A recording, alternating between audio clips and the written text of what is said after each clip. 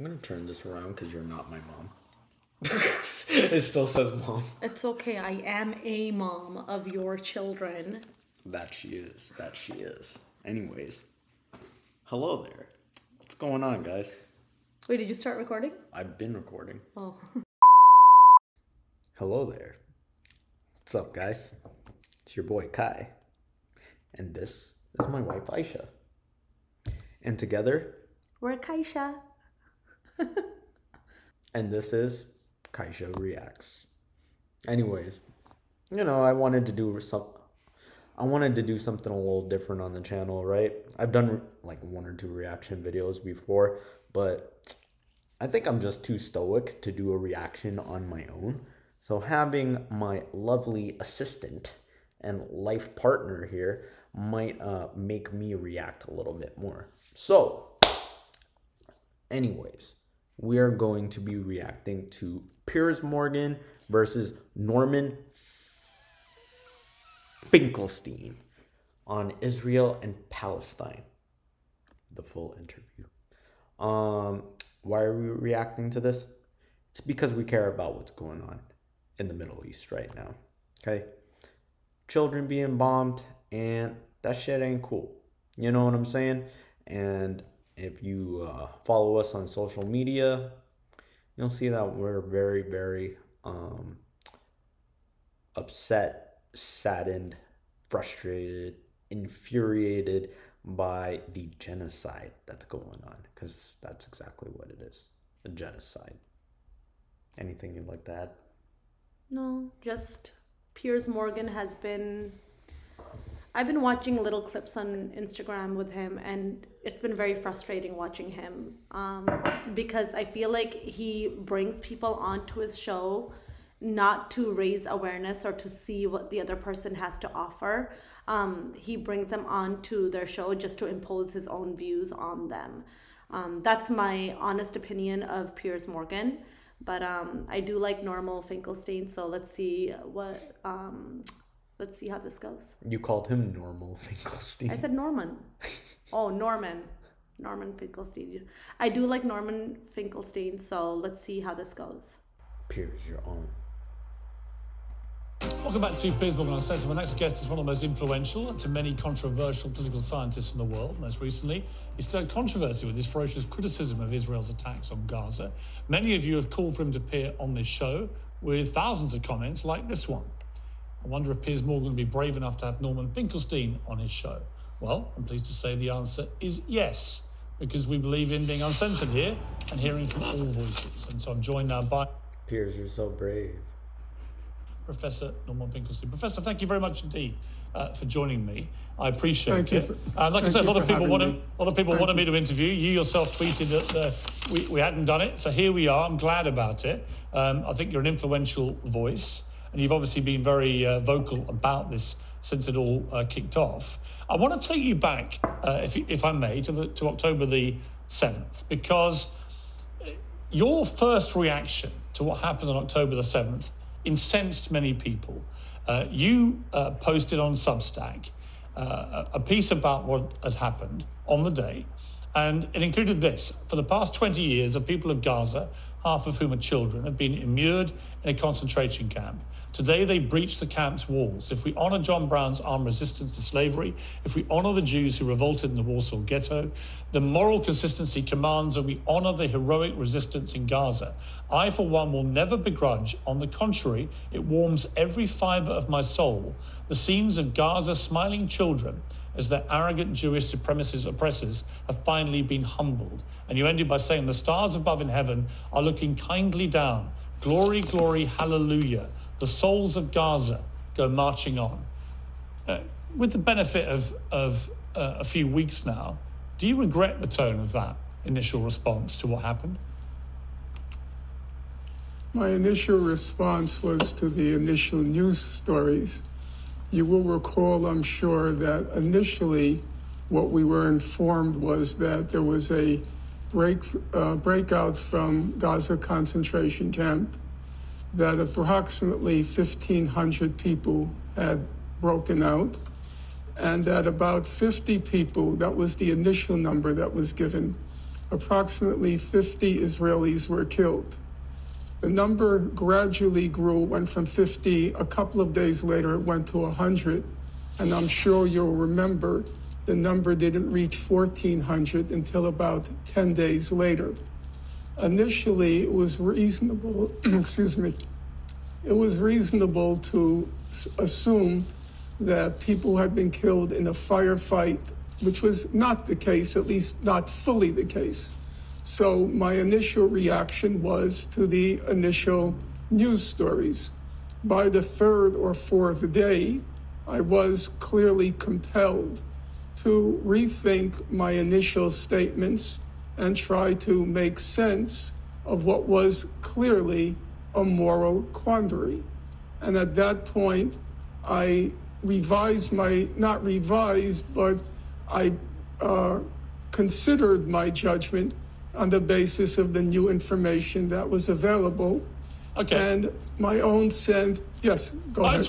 Okay, so this is what I have to say so far. For me, personally, right, the first time I heard of like the October 7th and Hamas attack, right, like, you know, I didn't know too much about like the Israel-Palestine like history and stuff, and I just thought, hey, yo, they attacking each other, they just don't do this, right?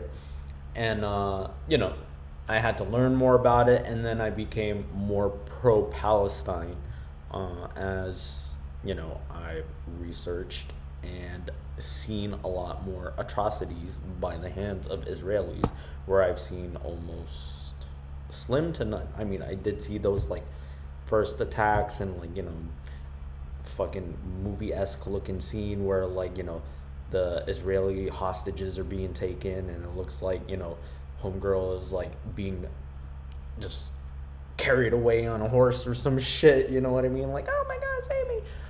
Yeah, so I saw that and at first I was neutral. I'm like, all right, I just don't want anyone to kill, right? But now I'm more pro-Palestine.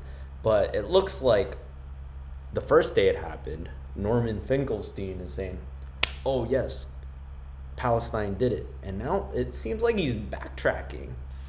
I thought he was like all about it. So I think because in his first initial response, it seems like he's celebrating he's celebrating. The way it comes off is that he's celebrating the attack, but that's not what he was celebrating. It's more about the people who are oppressed have kind of broken out, right? Like they're fighting for their freedom. That's what he was celebrating. And the thing is, his quote has been taken in a way where it looks like he's celebrating the death of civilians or the killings of civilians, which is not the case at all, and he would never do something like that. Honestly, my first reaction right now, I don't appreciate Piers Morgan's tone. I don't. He goes right off the bat about his initial response. Initial response of what? There was not a lot of information. You give an initial response based on the information that's given to you. Like, what is this? Like an interview or an interrogation? Go on. I mean, they're synonymous. But what I'm saying is that for me, as more information came along, right? Like, it was more obvious to side with Palestine because they're obviously oppressed. But now, like for him, it just looks like, oh, I'm finding out more. Let me back up, because I'm tooting more of the horn that he's saying right from the beginning at this point with all the information that's come out. So I'm a little confused where his take is going. But let's just watch it. I think because regardless of what the history and the context is, and this is what we say too, regardless of that, and whether you're pro-Palestine or not, an innocent life is still an innocent life. And the thing is, it shouldn't come off in a way where you're celebrating the loss of an innocent life, right? And that's why he was saying he was having like a moral dilemma almost. But let's see what he has to say. Quandary. They've been saying this for weeks. What's a quandary? I'm having a quandary. Okay. Do my laundry. Well, I just want to, look, I've done a timeline for my own benefit based on what happened that day. We know the attacks began at 6:30 in the morning. We know that at 11:18 a.m., Israel confirmed, as you say, 40 dead, 700 injured. At 11:35, Benjamin Netanyahu said, "We are at war."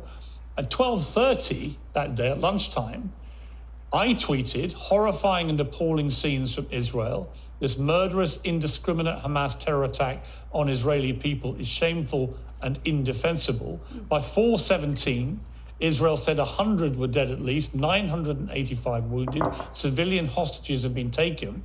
At 4 o'clock, a little later than that, around the same time, footage is released of the attack reporting that 3,000 bombs and firearms have been fired off by Hamas. Civilians have been killed, and so on. And yet at 6:30, and then again at 9:16, you were retweeting your initial Substack, and you then added at 9:16 that you felt the hostage situation was crocodile tears. So I would take issue with your statement that you thought it was only after 2 or 3 days that anyone had a clue about the scale of what had happened here. It was very obvious during that Saturday about the mounting scale of horror.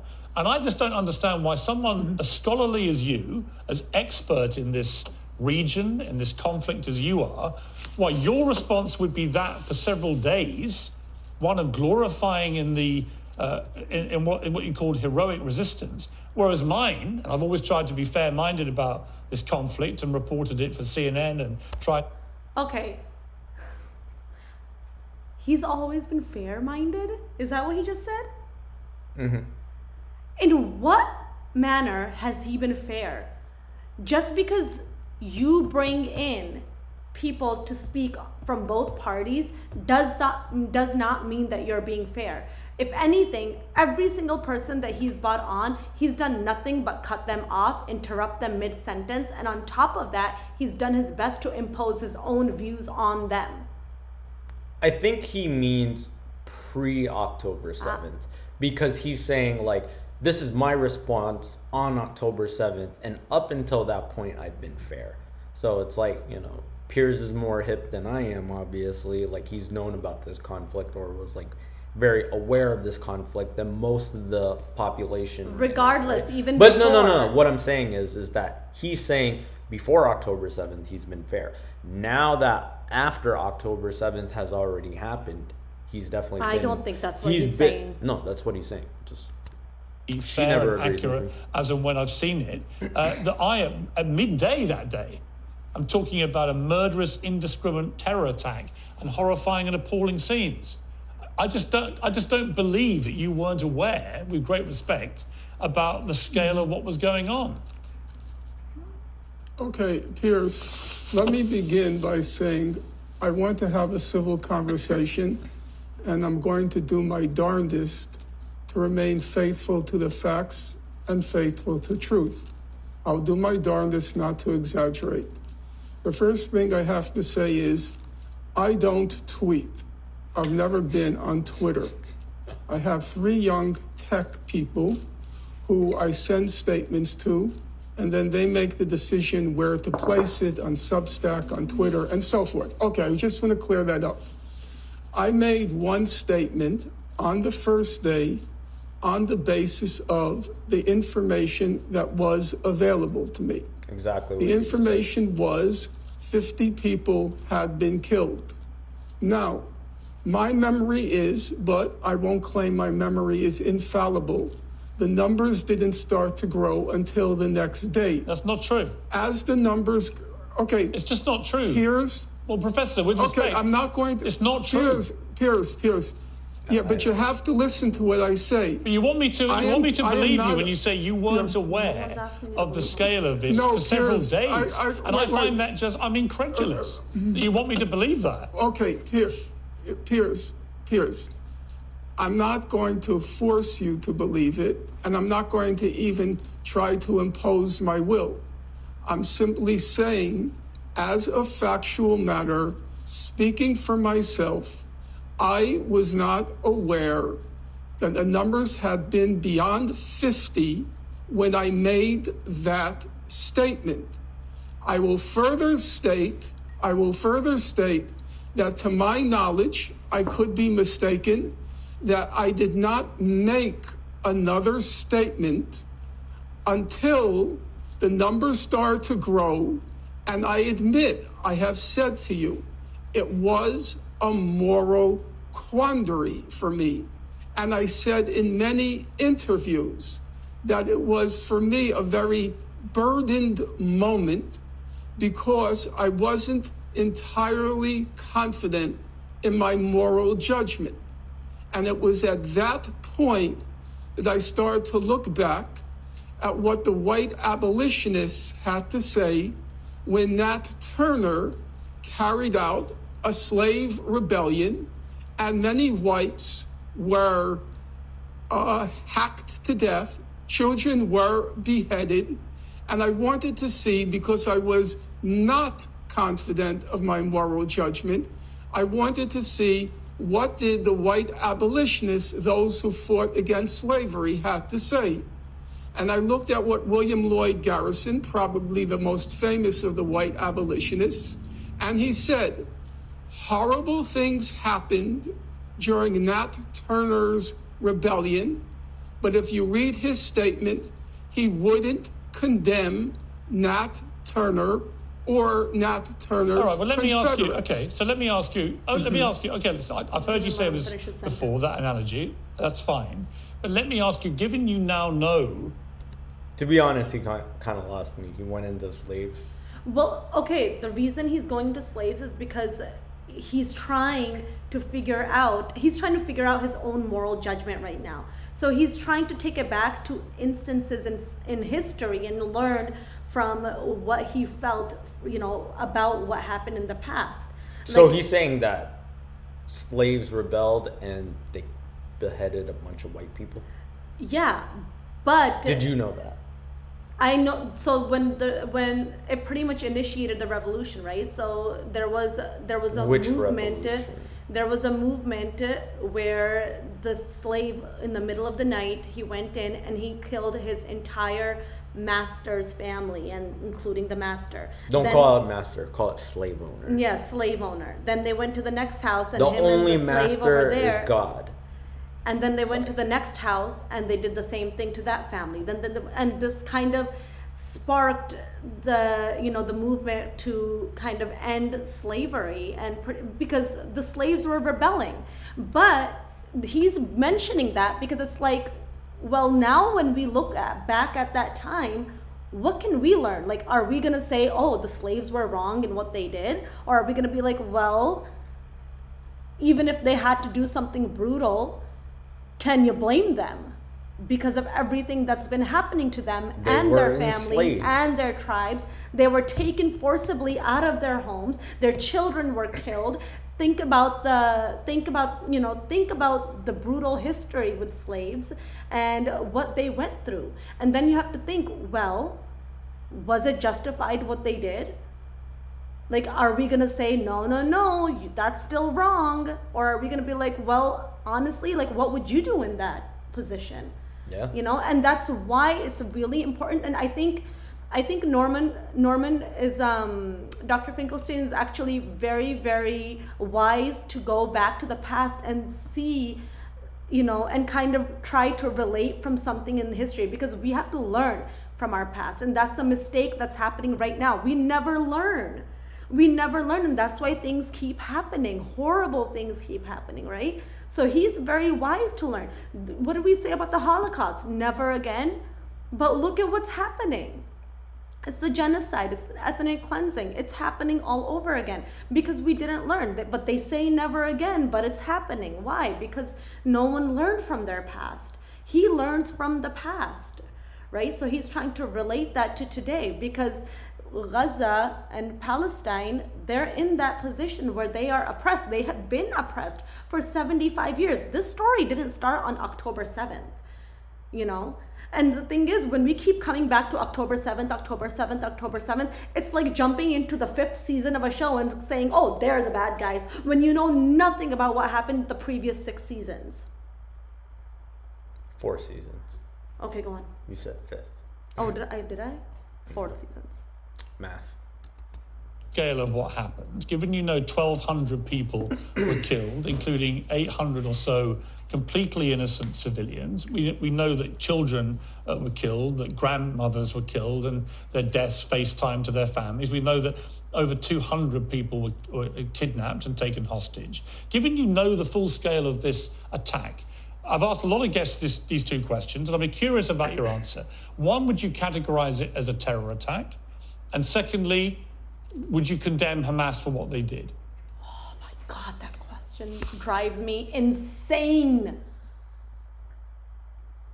Do you condemn Hamas? Do you condemn He's Hamas? just trying to show, he's just trying to get, like, everyone famous, like, put into a box. So you know who to align with, who not to align with. You know what I mean? And, like, he brings on all these pro-Palestinian voices so he can, so he can argue against them, and then that way the people watching will be like, oh yeah, but Piers said this, and this person didn't condemn Hamas, so that's it.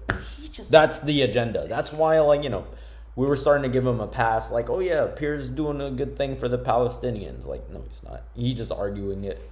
Let's see how he answers. To be more pro-Israeli. I want to see how he answers. Which shouldn't be wrong, but in this situation right now, what the fuck can we say, guys? Sucks. My view is as follows. Number one, as far as the evidence shows now, atrocities occurred on October 7th. The magnitude of the atrocities and the types of atrocities, for example, were children beheaded, were women raped. That remains, so far as I can tell from the evidence, an open question. However, that there were atrocities that occurred, my answer is yes. Number two, that's a factual question. Then the question was it a terror attack? Yeah, well... Why does it matter? Why do you have to call it a terrorist attack? Why can't a murder just be murder? You know what I mean? What he's trying to do right now is he's trying to get people to associate terrorism with Hamas and Palestinians and Arabness, Muslims. with being Arab. Yeah. That's what he's trying to do. Because, like, right now, I'm going to call it right now. A murder is a murder, an atrocity is an atrocity. But why do you have to box a murder into something? Like, this is a white supremacist way of thinking. It's like saying, oh yeah, it's like you see the news about all these American school shooters, and they're always some fucked up white kid, right? And they never call that kid a terrorist. They never say it's a terror attack. Yeah, they always say, oh my God. Disturbed child. Yeah, disturbed thing. Disturbed this. Disturbed 19-year-old child. Yeah. When 13-year-old children in Palestine are considered teenage males. Like, shit's so fucked up, man. Okay. That's a white supremacy play right there. Piers, I see you, man. Atrocities, it seems to me, denotes a terror attack. Okay, thank you. That's what atrocities are. Thank you. Okay. So, number two, that's the factual question. And then there is the legal question. As a matter of law, it seems unquestionable that the people who perpetrated these atrocities would be prosecuted and convicted in a court of law. However, I would say on the legal question, I should think that there would be some mercy shown because those who carried out the atrocities were concentration camp inmates. Number three, which I think is the one that concerns you the most, is the more... Yeah, so let's say, someone in the Holocaust, rose up, broke out and tried to fight the Nazis. Would you guys call them terrorists? The Jews at the time being genocided by the Nazis, if they rose up, would you call them terrorists? And that's why he went back to the slavery issue too, right? Because it was the same thing, right? Like, the slaves rose up because they were being oppressed. If anyone fought back during the Holocaust, the Jews that were being persecuted and they were being massacred, and horrible things were happening, if they rose up, would you really be able to blame them after everything they have been through, put through? And this is a case with, even when we do our day-to-day cases over here for a murder, for a serial killer, what prompted the attack? That's a question when they're trying to break the case. What prompted this attack? And they look into this person's background, and it can go all the way even to maybe he or she was abused as a child. These things matter, but when it comes to the Palestinians, none of that matters. None of that matters. It's just, you are Muslim, you're an Arab, you're a terrorist. That's it. You pick up a rock and you throw it, that's it. You a terrorist. But if you're a white kid with a gun and you shot your own mom, and who's the teacher at an elementary school, and her whole class of fucking 7-year-olds, you're just a disturbed human being. You have mental health issues. No terror attack there. No terror attack. No. Yeah. I'm sure those children weren't fucking terrorized. Yeah. Right? They were just, so... I got no words. Okay. Oh my God. Question. And at a moral level, my view is, my basic precept, we may disagree, my basic precept is that there but for the grace of God go I. That is to say, I'm very reluctant to condemn people who are in a position or in a condition such that were I in that position or condition, I'm not sure what I would do. Now, the 1,500 young men who burst the gates of Gaza, they were born into a concentration camp. They lived for 2 decades in a concentration camp. I'm so glad he's They calling had it a no concentration past. camp, because that's They had exactly no what it present. is. They had no future. They had no jobs. Half of them, according to humanitarian organizations, suffered from what's called severe food insecurity. And then on top of that, as I'm sure you know, Piers, because you keep up with the news, periodically Israel goes in Piers is the news. Gaza and it mows the lawn. And you know what mows the lawn means. It means a high-tech massacre in Gaza. In 2008-9, Operation Cast Lead. 2012, Operation Pillar of Defense. Thank you. 2014, Operation Protective Edge. And in each of these high-tech massacres visited the people of Gaza, in some cases hundreds, in some cases thousands of Palestinians are killed. Okay, and let me ask you. In fact, just in Well, let me ask you on that point. In light of, and I on want that to point, finish your. I Yo, want let him one question about finish. that. In that period, Yes. In that period, and by the way, I've been condemnatory of some of the things you've just talked about publicly. I've tweeted my condemnation of some of these things, and I've. Oh, you've tweeted about them. Oh, okay.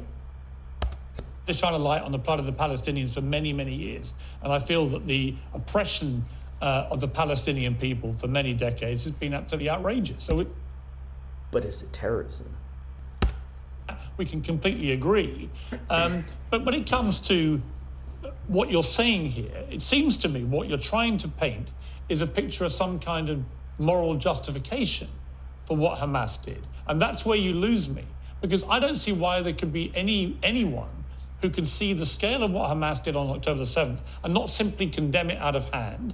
You may also want to condemn some of the response by Israel. That's completely normal. I would say that there are serious question marks about the proportionality of what they've been doing. But if you can't start from a basic humanity position... There are serious question marks about what Israel's doing, but do you condemn them? We need to hear these words because you expect your guests to hear to say these words. We're never going to hear it. Let's words. let it go and listen. Saying we've been talking too much. What happened on October the 7th was a disgusting terror attack worthy of condemnation, then for me, I find it very hard to then respect anyone's demand for people to condemn Israel and their response. Piers, I'm trying to be candid with you. number one, I appreciate your humanity. I do. I don't know you from Adam. I'm not a TV or a television or a social media kind of person. I'm a book person. I'm old-fashioned. However, I do recall that when that famous moment when Susan Boyle appeared on Britain's Got Talent, and I remember the camera turning to you, focusing on you. I could see it in my mind's eye. I saw your eyes narrow, and suddenly the humanity in you came up. Here is this obscure woman whose talent had gone unrecognized. And if I can speak to that same program, for me, the most poignant moment, the one I carry with me since that moment, was when Simon Cowell asked Susan Boyle, well, why haven't you been discovered yet? And she replied, because I haven't been given a chance. And that's how I feel about the people of Gaza. That's how I feel about those young men in Gaza. You ask me why I won't condemn them. Because those young men were born into a concentration camp. They were born into among the most dense populated places on God's earth. Half of the population of Gaza is children. 70% are refugees who were expelled from Israel in 1948 and their descendants. 70% of Gaza's youth have no jobs, no future, no nothing. They are Susan Boyle times 10,000, never given a chance. And as things looked the night before October 7th, when the question of Gaza was disappearing from the public stage, I will admit to you, Piers, I myself had given up on Gaza. In 2020, I decided it's hopeless, it's pointless, I only have a finite number of years left in my life, and it's time for me to move on. And I'll tell you, that was a wrenching decision on my part, because I knew I was abandoning the people who for 15 years I had devoted my life to chronicling every detail of the horror that had been inflicted on those people. And I gave up on them. Okay. And that meant if I gave up, they had no future, because I was the last chronicler. Okay, but what I would say, Gaza. All right, but what I have the only book but Professor, that's been written on this subject. Let me respond. I didn't know what that I respond. I would respond by saying that what people in Israel would say, and what Jewish people would say, particularly who live in Israel, is that they were facing a constant barrage of rockets from Hamas. That Hamas won political power in 2005-06. That they were given a huge amount of money. And could have done whatever they wanted with that money, but chose to pursue a path of effectively terrorizing the Israelis over that period. And the Israelis, you're right, they responded they have a far superior military, and they responded in the way that they did, and this cycle has been going on in repeat and repeat and repeat. Israel actually has a military. I want to tell you guys that point right now. Israel actually has a military. Hamas, a militant group, is not a military. It is literally a band of people fighting civilians. It's civilian resistance fighters. It's like, if you guys watch One Piece, think about the Revolutionary Army. And fucking Israel, they're the Celestial Dragons. Like, some bullshit. Like, you can't compare the two. Acting like it's war. It's not war, man. But where you and I differ about this is that I think what happened on October the 7th was just on a different scale to anything we've seen, and the way it was carried out. And I just don't think saying that people who have been oppressed, which they undoubtedly were for many years, that justifies them committing that act of terror. But let's take a break. Let's come back after the break and discuss this more. Yo, all this man talks about is October 7th. It's going to be written Still in with his Professor Norman autobiography. Finklestein. Professor, I just said to the round words off what we've just been October 7th discussing, 50 million given that times in you my life. wrote that Substack, and you want me to believe, and okay, I'll take your word for it, that you were completely oblivious to the reality of what had happened here and the scale of it. But given you're not now oblivious to that, why have you not removed that Substack, given the language is so clearly offensive to people, and you based it, by your own words, on a false premise about what had happened? You know, Piers, that's a very good question. And this morning, when I was talking to some friends from the UK, Okay, I need to say one thing about Norman Finkelstein's voice. Every time he talks, it sounds like he's about to cry. Does anyone else agree? Please let me know if you guys agree. Let me know in the comments. Let us know in the comments. Thanks for including me. This is a us thing, even though it's on my channel. was warned you would ask that question. I'll honestly tell you, I never fear the truth. I don't. I feel the truth is a very powerful weapon on the side of the oppressed. I never fear it. Now, I'm going to give you the answer. Again, you can or can't disagree with me or believe me. I was tempted to remove it. I was tempted to, quote unquote, protect myself. I didn't remove it because I thought that's intellectually dishonest. I wrote that statement. It's part of the historical record. It's part of the documentary record. And I shouldn't do what Stalin used to do. So when he published photographs of the Bolshevik Revolution, he would take Trotsky's picture out. Okay, but And that's the image. So you won't delete So it. but- that's the image that stuck to me. All right, you haven't got to delete it, but do you regret it? Do I regret what? Do you regret the contents of that Substack, given that you now know what really happened? Yes, if it can be misconstrued to mean that I wrote that with full knowledge of what happened, of course I regret it. Okay. However, it remains part of the record. And as a serious scholar, I'm not a great scholar. I'm not Yeah, in the you ranks are. of the great He's a British true chronicler. historians. He said he but was I the take last chronicler. scholarship That's crazy. seriously. I did not. That's so much want integrity for to your life's denature, purpose. to I like this guy. falsify, to misrepresent the. Yo, big props to Norman Finkelstein. Like, this man is the truth. Documentary record. But let me ask you. Let me ask you. All right, let me ask you. And I will leave it there. Okay, that's fair. Listen, that's your decision. October 7th. You are the son of two people who survived the Holocaust, who were both in concentration I know camps. this is gonna come up.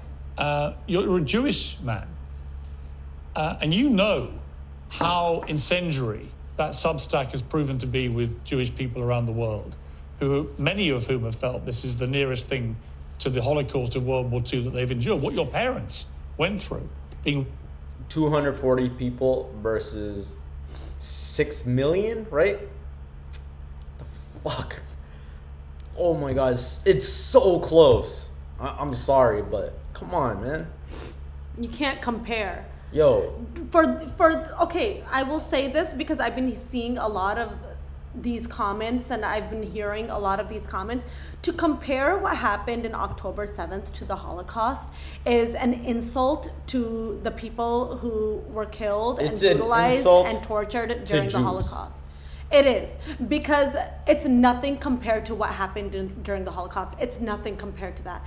The people who were in the Holocaust, that was over a lengthy period of time. They were suffering, they were tortured, they were put in concentration camps. It was not equivalent. It's not even close to what happened. The roles are also reversed too, right? Because if you think about it, in the Holocaust, the Jews were the oppressed. But even on October 7th, the Palestinians are still the oppressed ones. You cannot compare the two situations. It's like comparing a fucking apple with a ribeye steak. It's like not even fruits at that point. It's like two different food categories. Like, the fuck is this man talking about? Idiot. He's not the only one. There's a lot of people saying it's just that. Fucking Zionist and I'm just idiots. like, you can't.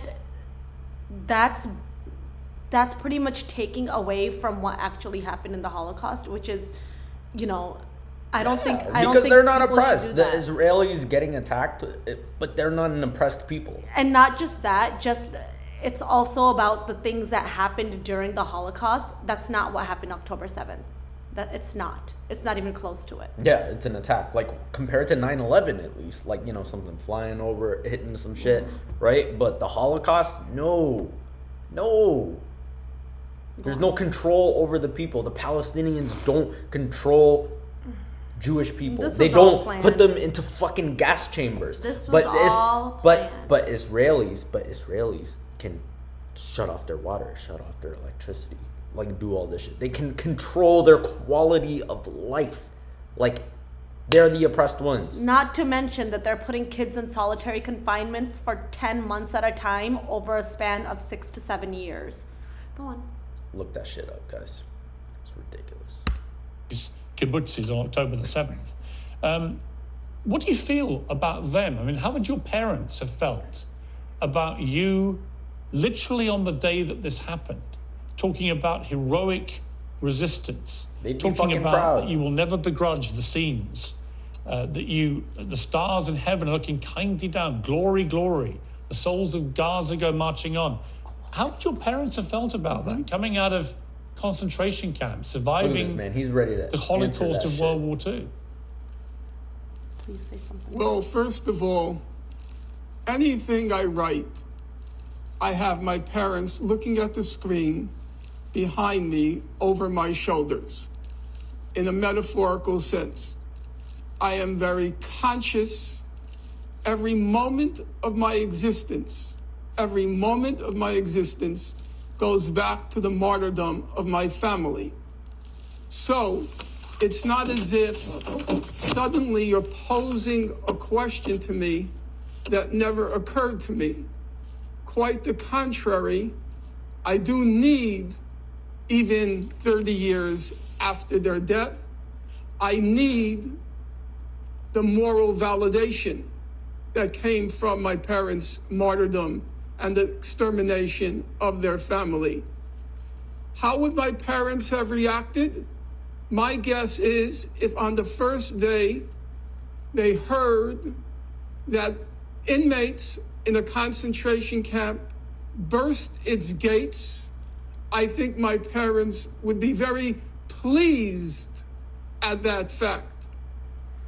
As the events became clearer, my guess, but this is pure speculation, my guess is my parents would go out with their hearts, would go out to those who burst the gates of the concentration camp and whose lives were destroyed.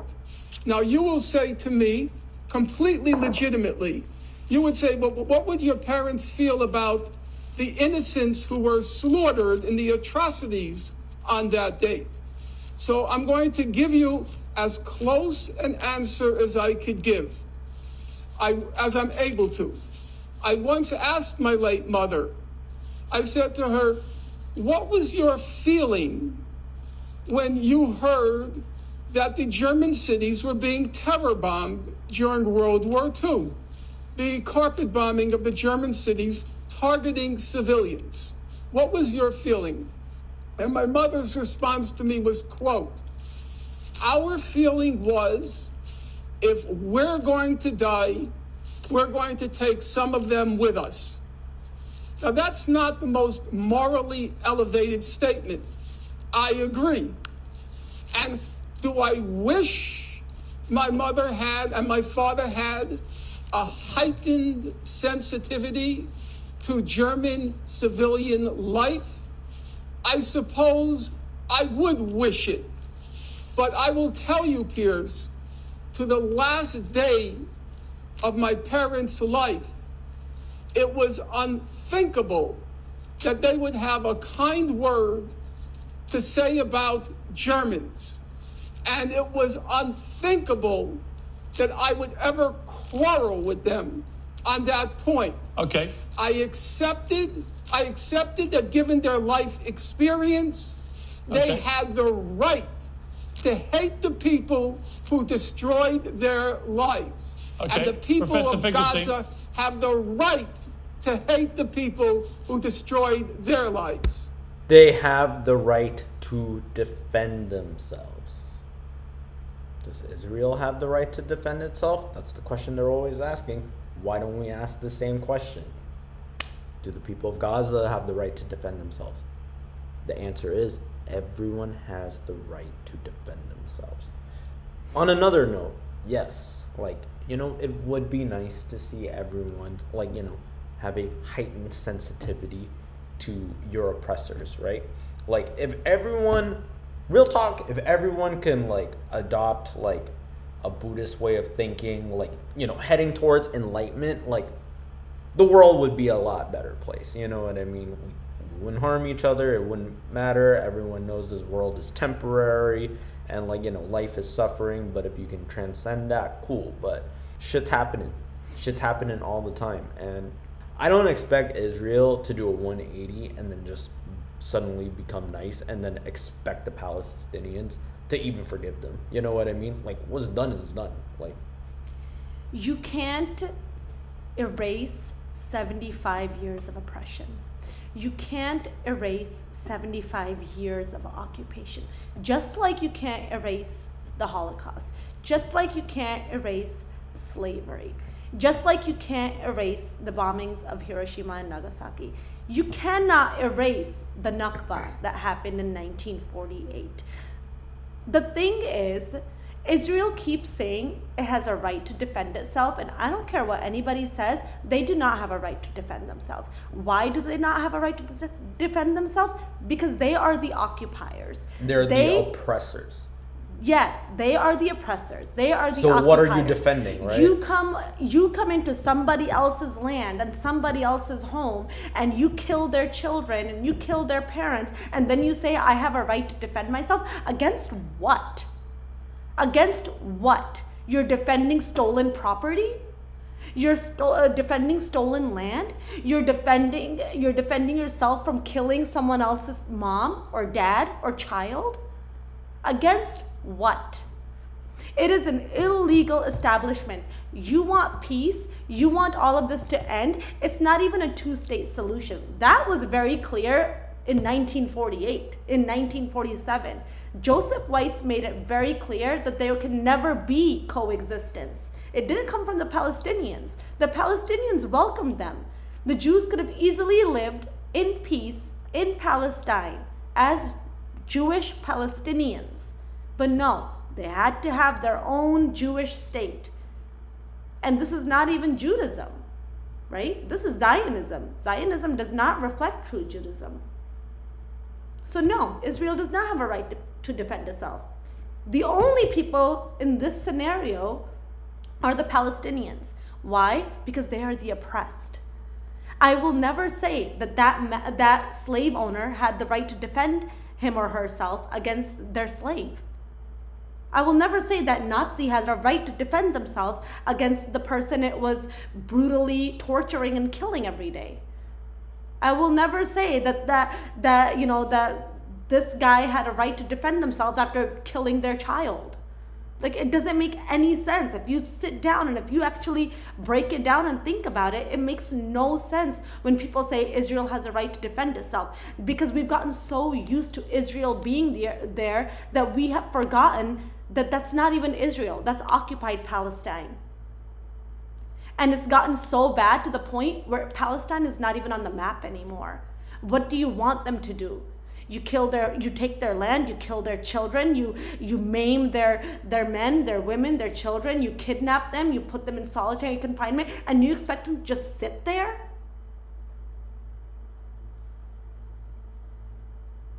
That is what they expect, because they are, the modern slave owners. You already know. We see you guys. Mr. Finkelstein, thank you for that answer. And I don't mean to cut you off. We've got another guest waiting to respond to what we've been discussing. I'd like to get you back on. I feel like we've had a good conversation. I don't agree with you about some of it, obviously. That's been clear. But I respect the tone that you've adopted for the interview, and I'd like to explore more of this with you another time. I want to just say one last word. Everybody warned me you wouldn't let me speak, that you would speak over me, you would stop me. I want everybody to know you are eminently fair, you are decent, and you are that same human being whose eyes narrowed as Susan Boyle began to perform. Okay. You have that humanity, and I deeply respect it. Thank you. Professor, I appreciate you coming on. Thank you very much. He's like the only person he hardly talked over. If you watch all the other ones, he talked over all of them. Yeah. Watch the Andrew Tate one. He talked over him so fucking much, guys. All right, cool. Yeah, if you guys like the reaction, like, comment, subscribe, do all that good shit. Check out my other videos too. You know what I mean? Like, oh, what the fuck was that? Yo, Apple's wildin'. You guys saw those? I saw the balloons. You guys saw that? I'm like, why the balloons? What the fuck? All right. Yeah, check out my other videos. Like, we're not always gonna talk about this. Like, I want to live in a time where I can just make YouTube videos peacefully. You know what I mean? Like, it's sad that, you know, people are going through this every day, you know, and like Palestine's not the only place, right? But, you know, let's pray for peace, right?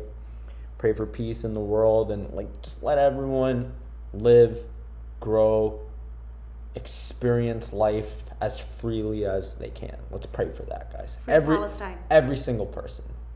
Free the world, free Earth. You know what I'm saying? Because at the end of the day, what's the real problem? It's all these labels, right? Israelis, Palestinians. Yo, if you look at these people without like any like, you know, flags, uniforms on and shit, they look like brothers. They look like cousins. It's bullshit. Okay? It's the elites. They just want us to fight each other, guys. And the occupation. What she said. All right, bye.